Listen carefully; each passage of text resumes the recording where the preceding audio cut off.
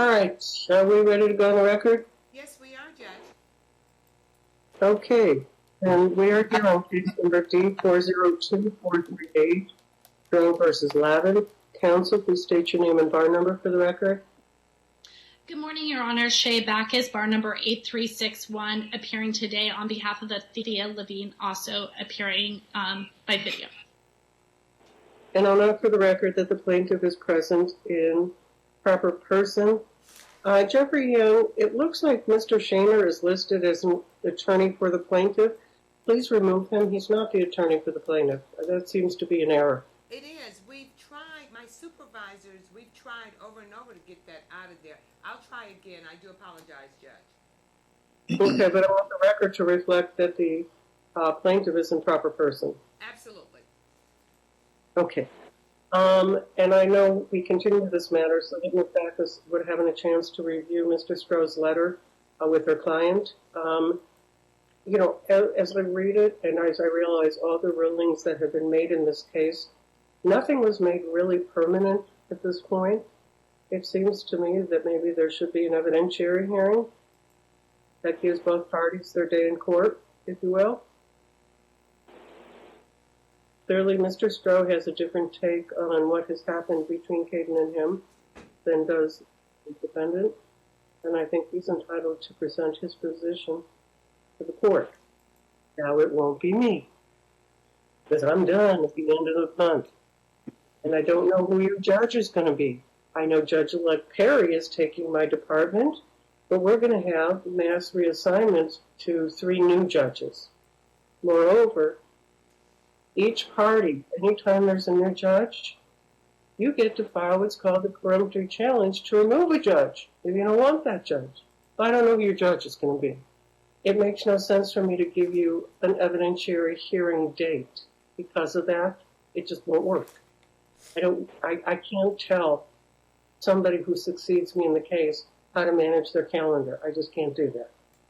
So what I'm going to do is set a status check for February. I'm starting to clog up Department P with a bunch of status checks because so many cases probably need to get tried, and the pandemic has made everything crazy. I wish I could give you something. Well, Jeffrey Ann, do we have something mid-January so that the parties can get their trial date? I'll verify, Judge. Mid-January. You just need something quick? Well, the parties need to know who their judge is, and then they need to know when this can be set, hopefully sooner rather than later, get these issues resolved. It's just, you know, with the pandemic and with the way everything has happened, it's just, you know, it's somewhat chaotic, if you will. Especially with all the new judges. It's not like this is all happening over a period of time when a bunch of new judges have gotten elected or reelected, and we haven't been able to do in-person hearings with any degree of efficiency. So, you know, I mean, if the parties have any appetite for an in-person evidentiary hearing, which would obviously be more effective, then hopefully the passage of time will allow for that. So, what do we have in January? I have January 19th at 2 p.m., Judge. That works. And again, I don't even know if it's going to get moved to a different date and time. And I don't know what other people's calendars are going to look like. Can we instate any sort of stipulation right now so I can see my son at least? Well, let me ask you a question. When's the last time you saw the child, Mr. Stroh? September 25th when we went to therapy for 1 hour. Okay, I'm instructing Ms. Backus to confer with you and come up with a more solid and consistent visitation plan pending the status check. So that's going to be almost... You should be seeing the child no less than once a week. I have not seen him once since then. Okay, I'm ordering that you see the child at least once a week for a period of no less than 4 hours a week. Unsupervised by his mother? Because, No. Your Honor, She has been setting up appointments, trying to set up the appointments for my therapy and him, accompanying him to the therapy, and making sure that he can't go to therapy with me the whole time. Here's the deal. That's why I'm not going to fix a date or time. 4 hours a week, no less than that, preferably 6, and pick the day that works for the plaintiff. And any appointments for the child that interfere with visitation are to be rescheduled. Right now, the child has certain perceptions of his father from what he said in the child interview report. I don't want those perceptions to become exacerbated by a lack of contact with his father. Sir, let me make an observation to you, though. Your son is all of 12 years old. What does that mean? That means he thinks he's a teenager and probably thinks he's 25 and knows better than his parents, okay? That's just the mindset.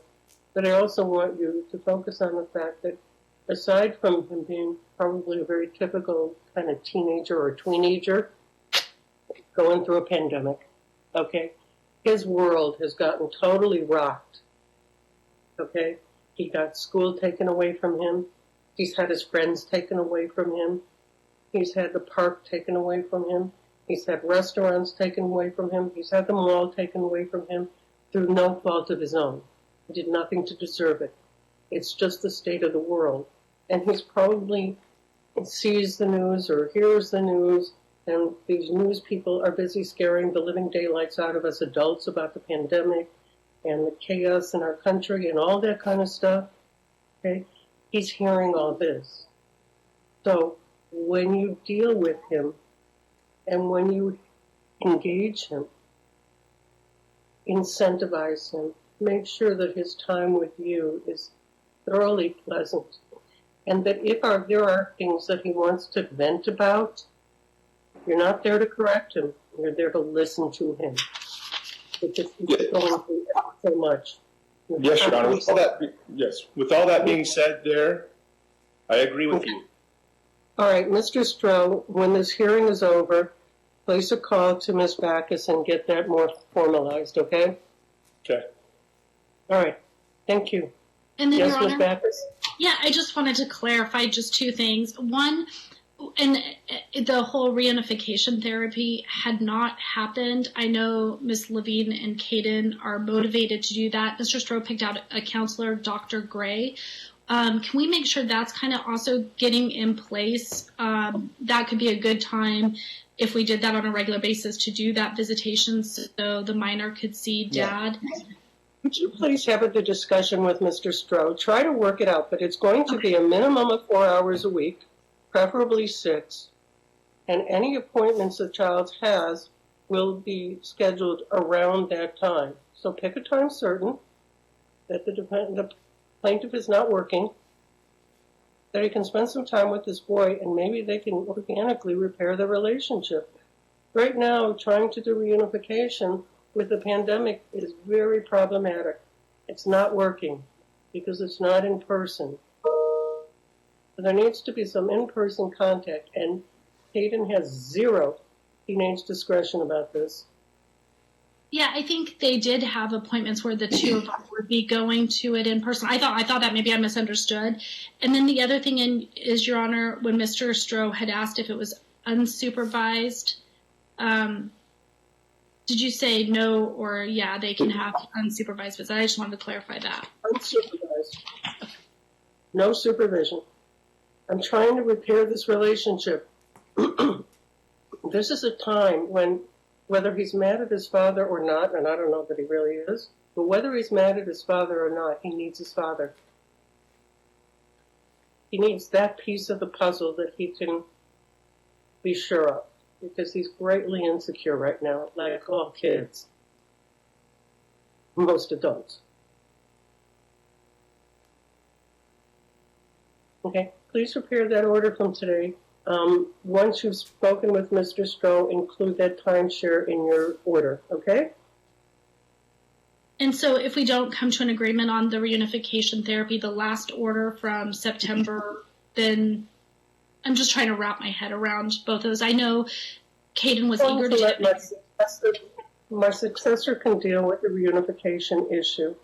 I'm trying to solve an immediate problem before my successor can get his or her hands on the case. And that includes that this boy needs his father, whether he knows it or not. And you, sir, you've got to incentivize him. Absolutely. You've got to make sure. Got to listen to him. And if he complains to you, even about you, understand what he is going through. And he's going to try and give you a hard time. Because he's 12, and that's what they do. You have to be the paragon of patience with him. Until, and I'm hoping that if this succeeds, maybe my successor in the case will say, well, then who needs reunification? We don't need to shrink these people if they're already shrunk. Got it? Absolutely. All right, thank you. We're done. Bye.